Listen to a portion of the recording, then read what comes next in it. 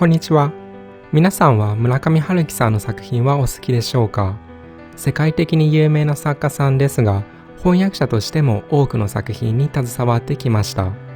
さて、サムネにもした How to Tell a True War Story という英語を皆さんならどう日本語に訳すでしょうか？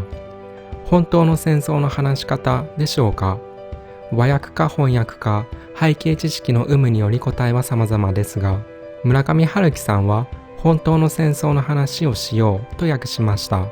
今日紹介する本の放題となっています。ということで、今日紹介する本は The Things They Carried です。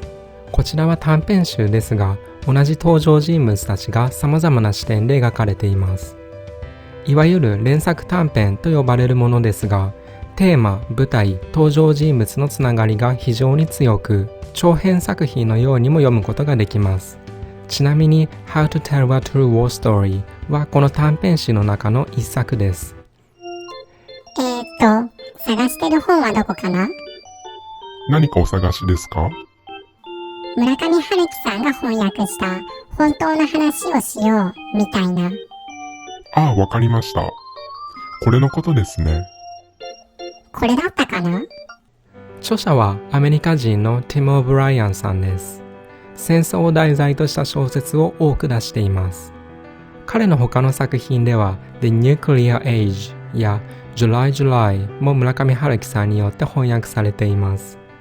また、翻訳書ではありませんが、本当の翻訳の話をしようという本が村上春樹さん、柴田元幸さん著で出版されています。本書の放題をもじった本ですが、翻訳についての本であり、一般向けが読んでどれほど楽しめるのかは不明です。本書の内容についてです。ベトナム戦争を題材にした連作短編集です。著者自身の名前が物語に登場する自伝的ノンフィクションともフィクションとも呼べそうな作品です。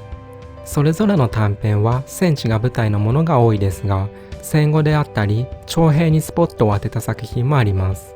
しかし本作は一般的にイメージされるような戦争体験をもとにした小説とは異なります。著者は一般的に読者が聞きたがるような本当の戦争の話という存在を否定しています。リアリティがあれば本当なのか、現実が書いてあれば本当なのか、読者に問いかけます。また、戦争の話から何か教訓めいたものが得られたのなら、その本当の戦争の話は嘘であると著者は書いています。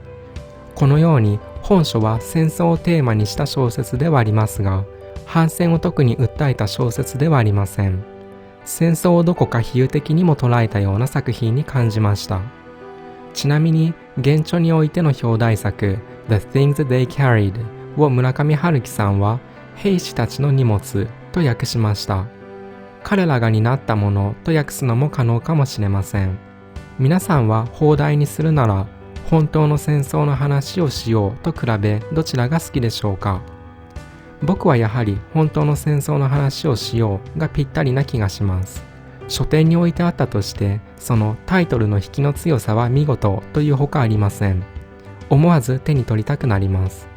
しかし、英語で比べたとき、The Things They Carried と How to Tell a True War Story では The Things They Carried しか考えられません。